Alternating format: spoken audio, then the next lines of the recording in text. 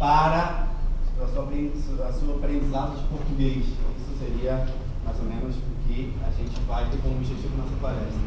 E aí temos duas imagens só para ilustrar um pouco, não são tão ricas as imagens como as de Rosane, né? Os slides muito coloridos, maravilhosos, eu adorei os slides. Aqui temos dois artesanatos, né? Duas formas de expressão de arte dos africanos. O primeiro é o tecido bobalão Mali, tem uma teia de significados muito grande. Cada traço, né, se refere a um parentesco da família, a uma tradição familiar, tá? E essas são esculturas Yorubá em bronze da Nigéria. Vamos passar novamente. E aí eu queria, de maneira lúdica, né, propor para vocês a seguinte pergunta: essas são imagens do continente africano na cabeça de vocês?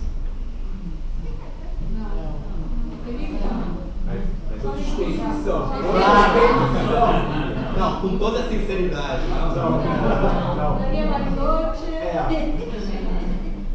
Com toda a sinceridade, parece Bariloche, não, né? Ou sei lá, aqui Canadá. Essas duas imagens em cima são estações de esqui no Marrocos, no norte da África. Não? Fica muito próximo ao deserto do Saara, são menos de 200 quilômetros de distância, e muitas pessoas sempre têm imagem da África como um continente, quando não é um país, não? Um país quente, de puro deserto. O Saara é a primeira coisa que tem na cabeça. E embaixo, que cidades seriam essas? São Paulo e Buenos São Paulo. Um monte de prédio, não? Pura poluição. À esquerda a gente tem Nairobi. Aí o nome da personagem, não? Do Caça ela escolhe porque não sei porque. É a capital do Quênia. E à direita temos uma grande cidade também, que é Joanesburgo. Sim, é a capital da África do Sul. E aí temos também aqui embaixo imagens que quebram um pouco o estereótipo da África como subdesenvolvida. Não somente essas duas cidades, mas várias cidades na África, capitais que possuem um grande crescimento urbano. A África não é somente, né, o que a gente pensa de aldeias rurais ou selvagens. Bom, temos cidades bem desenvolvidas. Então, a primeira intenção que eu tenho com meus alunos nas minhas aulas é um pouco quebrar alguns estereótipos em relação à África no geral. Não somente a história da África, mas em relação ao continente em geral. Mostrar que ele é plural, diverso, não somente na paisagem, né, como vocês veem aqui, mas também do ponto de vista cultural. A África, ela não é um país como muitos pensam em ser um continente que guarda, possui muitas diferenças culturais. E a seguinte pergunta: por que estudar a história da África, de maneira geral? Eu comecei a pensar alguns pontos que hoje fazem, tanto no Brasil como na Argentina, pensar no ensino de história da África, a necessidade. Primeiro, o desconhecimento sobre o continente africano. No Brasil, se criou uma lei em 2003, em função dessa ausência de conteúdos no ensino médio sobre a África, se criou uma lei em 2003 de obrigatoriedade do ensino da África nas escolas do ensino médio e no ensino fundamental, que é a Lei 10.639 de 2003. A partir desse ano, foi obrigado o professor, a escola, né, no seu projeto político-pedagógico, foi obrigado a incluir conteúdos sobre a história da África. Isso dentro de uma política geral que se chama políticas afirmativas, que seria de inclusão do negro na sociedade. E provavelmente, ano que vem, vamos entrar nesse tema. Vamos ter que falar sobre isso. E aí eu pergunto a vocês, não? Vocês conseguiriam citar 5 países da África? Mike, meu aluno de... Não vou lhe fazer isso. Não, você eu vou deixar quietinho. Tá? Não, eu sei que vocês conseguem. Da África. Eu ia falar cidade. Bola, Ah, falam português. Dá para começar por aí. Senegal, francês. Senegal agora, estão conhecendo Senegal porque estão vindo para cá. Estão vindo pra cá, então, senão nunca ia conhecer Senegal. Nigéria. Por causa da Copa. Agora é Congo. Vamos lá. Tem duas Congos, né? Isso, tem duas Congos. Cabo Verde. Cabo Verde, muito bem. Egito. Ah, já temos sim. Egito. O Egito não é visto como um país da África em geral pelos alunos. Quando falam que Egito é um país da África, Egito está na África, Oriente Médio, eles acham que está na Ásia. Então, pela tradição árabe, pela pele mais clara dos egípcios representada nos filmes. Então, em geral, os meus alunos eles têm um certo. Egito é na África, os egípcios são africanos. Sim, estão bem no norte, estão bem pegadinho, colado, pegado estão coladinhos aí com o Oriente Médio, mas são africanos, sim? Claro, isso é toda uma discussão. O Egito, as pessoas hoje no Brasil levaram tão a sério a luta pela presença dos negros, não? Nos textos que falam, não. Por que no Egito, os filmes sobre o Egito as pessoas são representadas com cor branca? Não, e por que não com cor negra, se são africanos? Mas aí que tá, também não é assim. Os egípcios... Não é por Elizabeth Taylor. Não eram brancos de olhos azuis, claro. Então, pouco eram negros, eram de uma outra etnia, mas que está aí, né, dentro dessa diversidade que é a África, tá? E aí, bom, muito bem. Agora, cidades africanas, conseguiriam citar? Não. Aí já pedi demais. Nairobi, Joanesburgo, que eu já ensinei. Dakar, Durban. Essa nem eu conhecia. É porque eu conheço, né?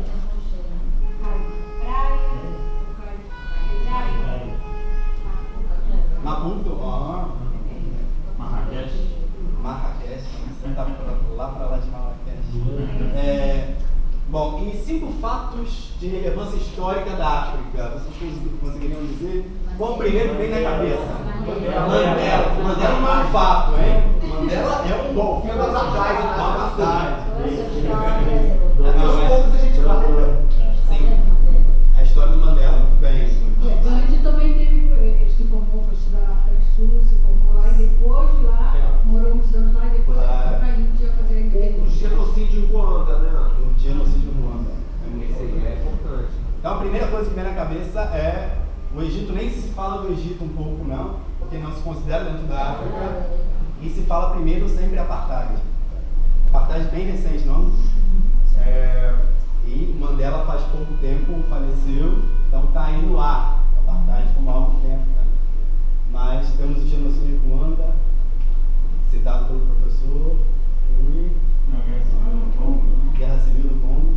Já começamos a parte, talvez, trágica, não? De guerras civis. Movimento de libertação do mundo. E, assim, essa pergunta em geral, né? Que imagem você tem da África? Eu sempre lanço essa pergunta para os meus alunos, né? Que imagem você tem da África? Quais são as primeiras coisas que vêm à cabeça quando se fala de África? Meus alunos falam, negros.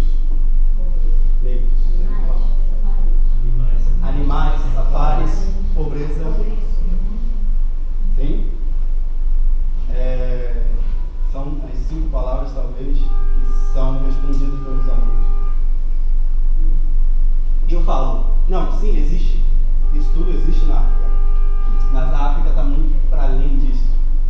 Vamos também estudar aqui coisas positivas ou coisas, talvez, que sejam também de caráter cultural, da diversidade cultural africana, tá?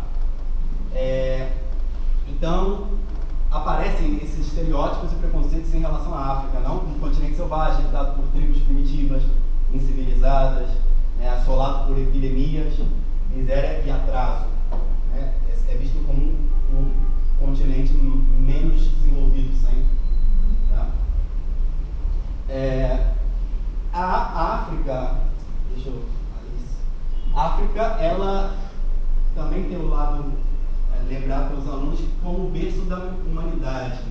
Isso sim, alguns alunos também falam, não falam somente os estereótipos, mas também lembram que o fóssil mais antigo de Homo sapiens foi encontrado na África. Então seria o berço da humanidade. Das primeiras formas gregárias de sociedade, as primeiras formas de vida em grupo, as primeiras formas sociais de vida em grupo também são africanas. Então, eu sempre tento mostrar para eles também que, sim, temos as primeiras formas gregárias de sociedade, mas a África ela tem sua própria história. Tá? Reinos com estruturas sociais complexas, comércio, agricultura, expressões artísticas envolvidas, e tento sempre ressaltar a diversidade cultural africana e o contato do continente com os outros. Okay? Sempre se vê a África como uma coisa isolada, mas a África, durante toda a sua história, sempre teve contato com outros continentes. Então, tanto a Ásia quanto a Europa levavam ideias para a África e traziam as ideias africanas para os seus continentes. Tá? E aqui temos uma mesquita, também no Mali, que é considerada pela Unesco como patrimônio da humanidade. Tá? Foi do reino Songhai, um dos reinos mais importantes da África. E por que estudá-la no professorado de português? Por que estudar a história da África no professorado de português? Essa é uma pergunta também mais específica que interessa um aluno de português, né? Aprender sobre a história da África. Primeiro, uma forte relação da história e cultura africanas com Portugal. Portugal, desde o século XIII, no início do século XIII, a partir mais intensamente XIV e XV, começa a desenvolver uma relação muito forte com a África, com o norte da África, através do Mediterrâneo, depois o norte da África através do Atlântico.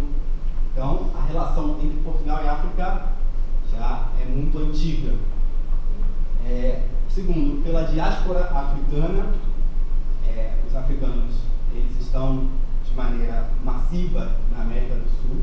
Então, tivemos imigrações há 200 anos, 300 anos antes e continuamos tendo agora.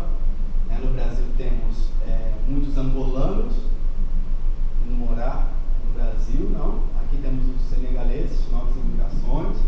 Então, a diáspora africana também é algo importante, não se destacar.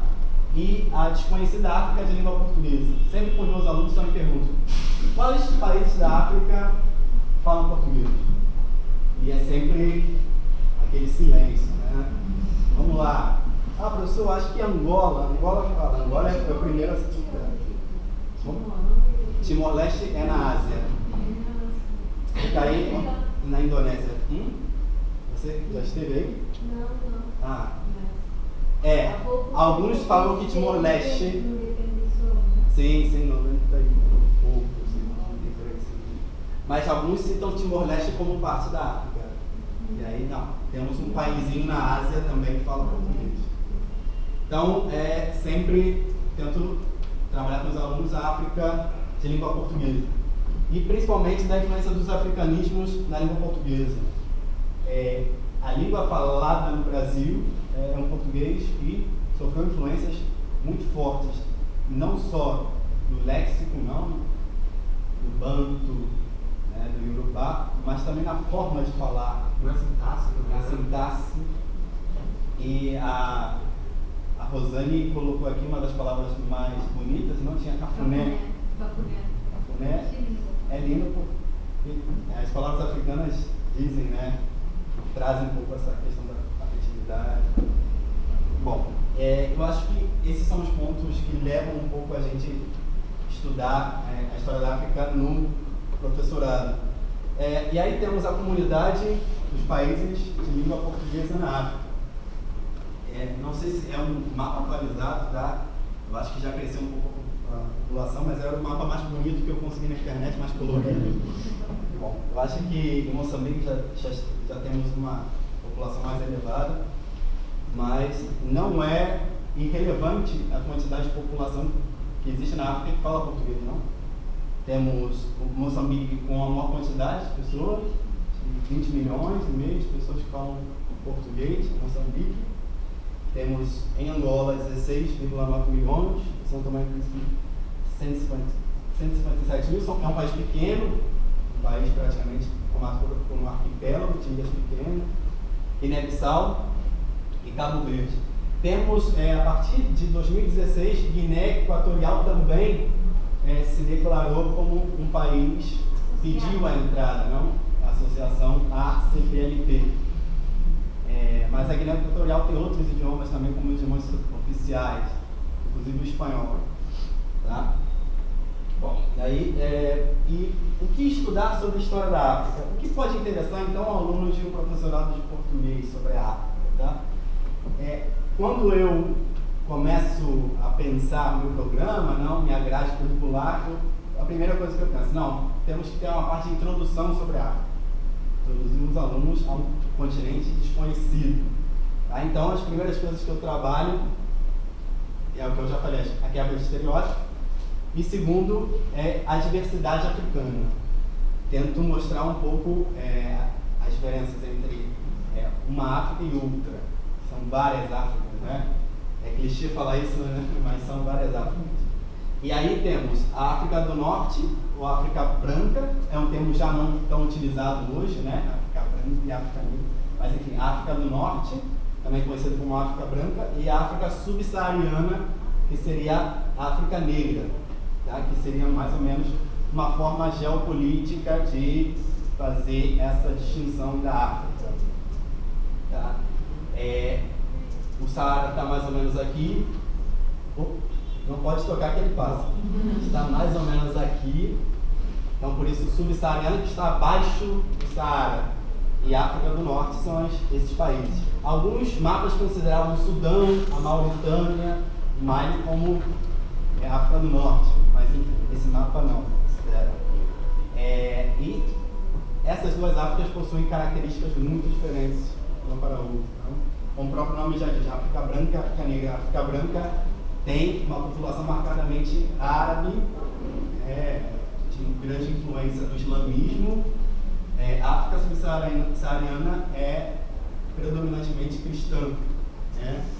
Então temos uma diferença basicamente cultural aí.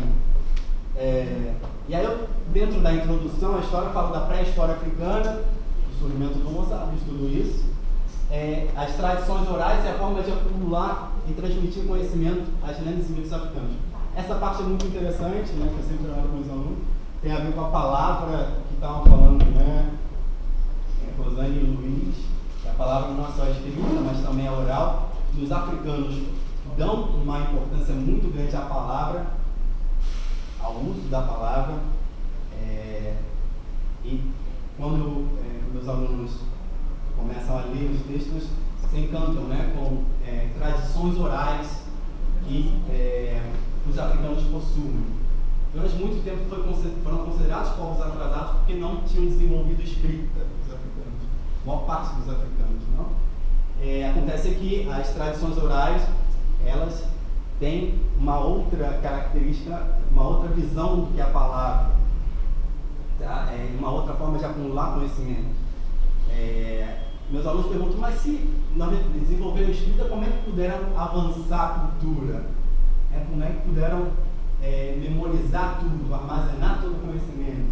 Existiam figuras dentro de cada sociedade africana que se responsabilizavam por isso, chamados griots, não? São aqueles que guardavam toda a história na cabeça de maneira memorizada e depois passavam com isso e eram responsáveis por manter a tradição oral viva.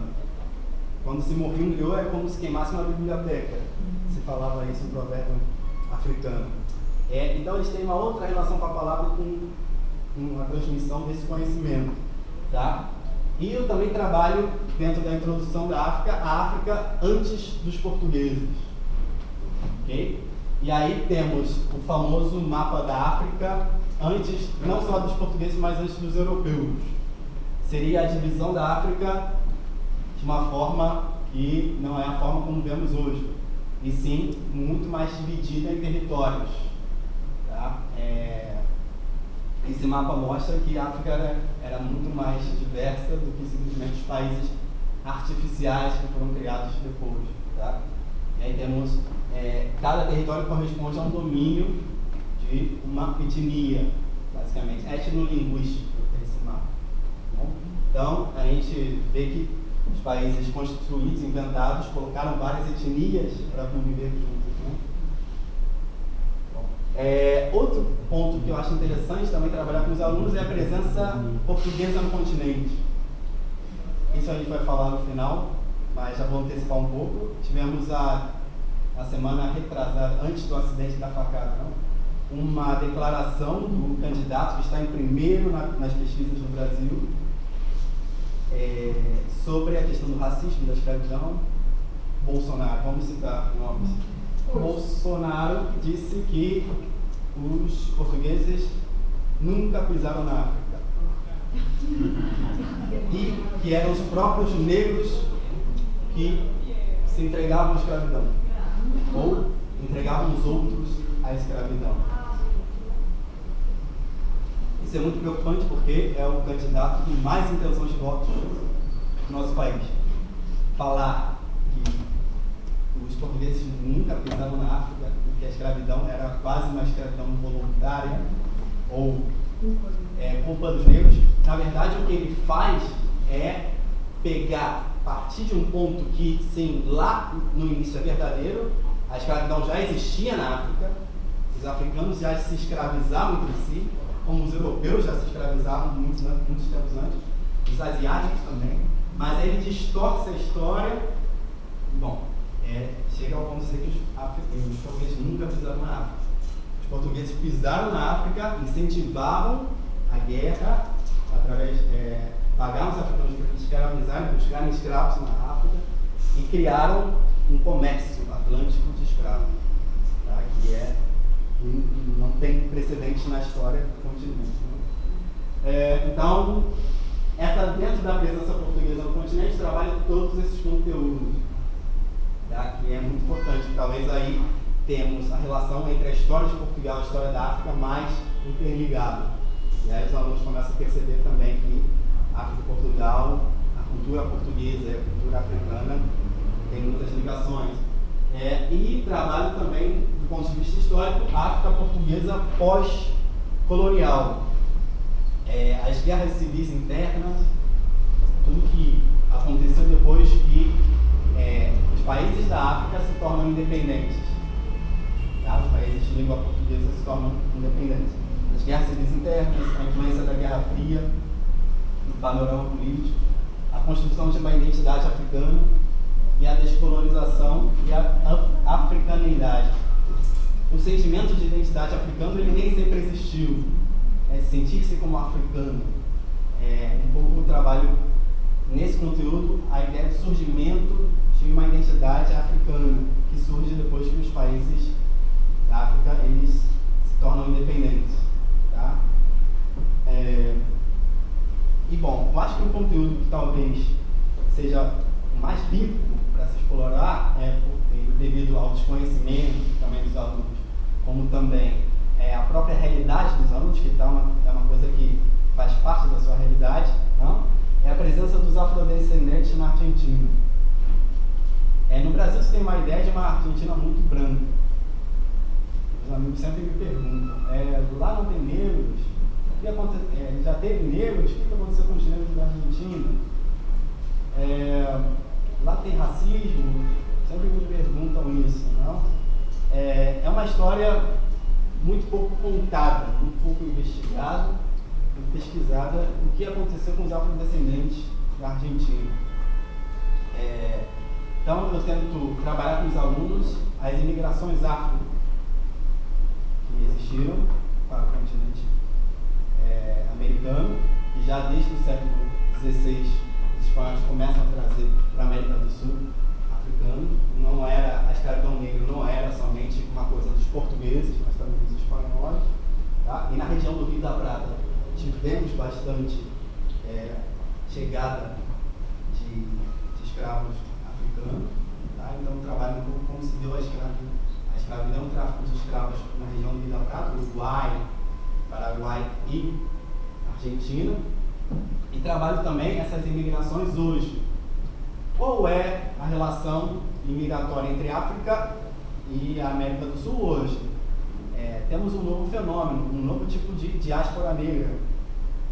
O que vem fazer os senegaleses aqui? Por que eles saem do seu território? É algo interessante também que os alunos começam a pensar: por que existem tantos senegaleses aqui? O que movimenta, né, essa vinda de senegaleses?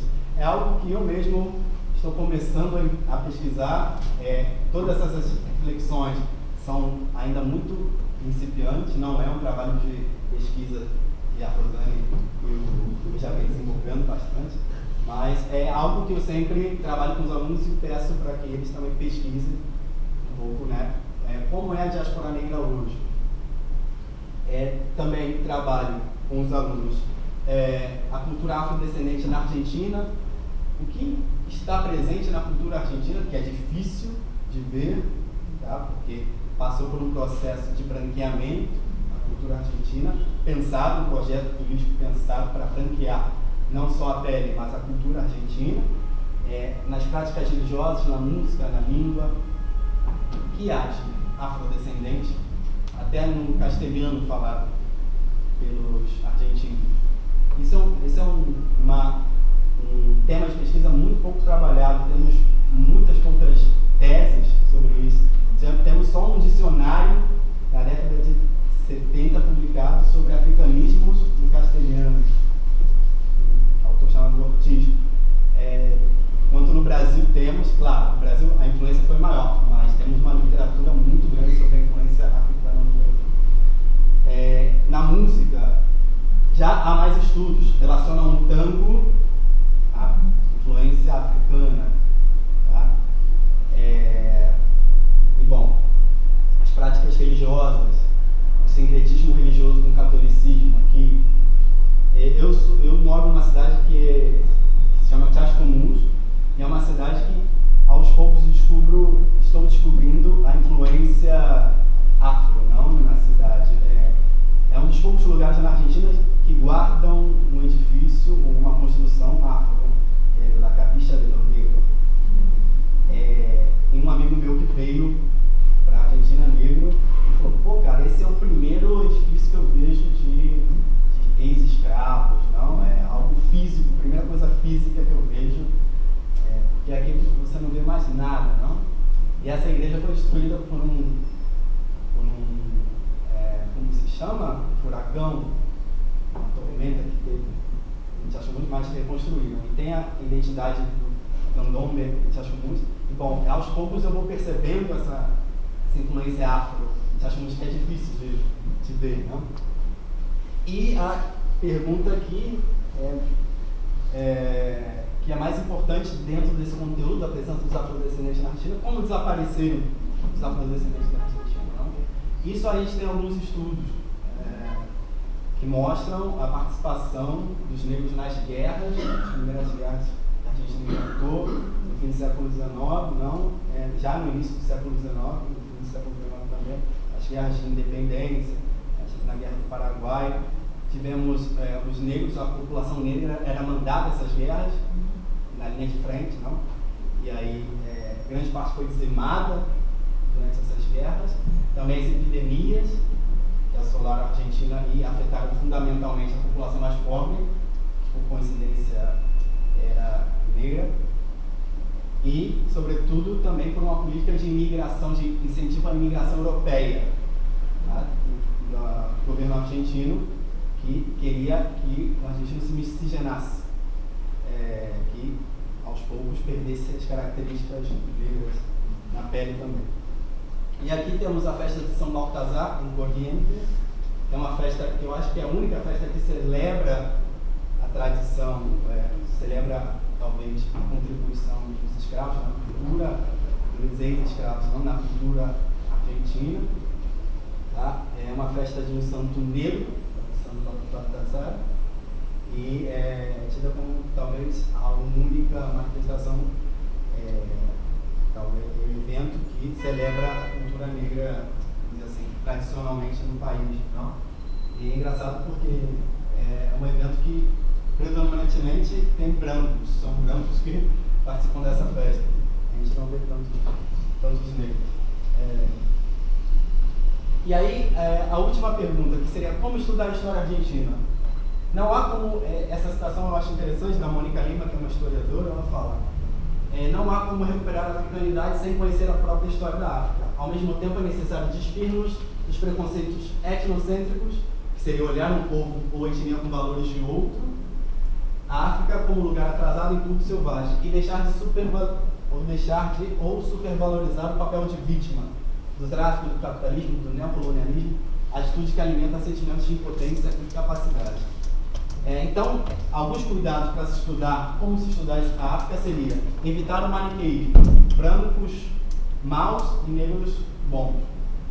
A história da África mostra que é muito mais complexo que isso. O próprio tema da escravidão que eu falei com vocês, durante muito tempo você aprendeu que os portugueses chegavam na África, capturavam os negros e levavam para o Brasil. É mais complexo. A escravidão já existia na África, os negros entravam em guerras, capturavam os negros, vendiam para os portugueses começaram a estimular um comércio de escravos na África. Não dá para separar brancos maus e negros bons. Essa é um maniqueísmo que devemos evitar. Depois, evitar o etnocentrismo. Pensar a África de acordo com os valores deles, tá? E não com os nossos. É um exercício difícil entrar numa cultura, tentar entender uma cultura de um outro lugar, de um outro ponto de vista, mas é um exercício que devemos fazer. Procurar não ensinar a história e a cultura africana como algo exótico, folclore. Não ensinar as danças maori como algo exótico, que lindo que eles dançam, mas explicar que a dança tem um papel fundamental naquela sociedade, que celebra tal coisa dentro de um código social, que celebra talvez o nascimento de uma nova pessoa, ou a morte de um ente querido, celebra uma passagem, um ritual de passagem de ano, que marca uma passagem dentro daquela sociedade. Não trabalhar simplesmente com folclore, que é uma coisa talvez negativa, o folclore no Brasil, não? Ressaltar o caráter da diversidade do continente, mostrar que a África é heterogênea, problematizar simplificações, mas evitar formar versões distorcidas da história. Então, como eu tinha falado com vocês, Bolsonaro falou de um problema que foi problematizado, que foi a escravidão, o racismo, né? Mas ele distorceu a história. Ele disse que os portugueses nem pisaram na África e atribuiu aos negros a responsabilidade pelo tráfico negreiro. Para evitar essas distorções da história, que eu acho fundamental o estudo da África, da história da África. Evitar distorções da história e também evitar práticas de racismo e discriminação e tornar a África um continente mais conhecido e menos estereotipado. Obrigado pela...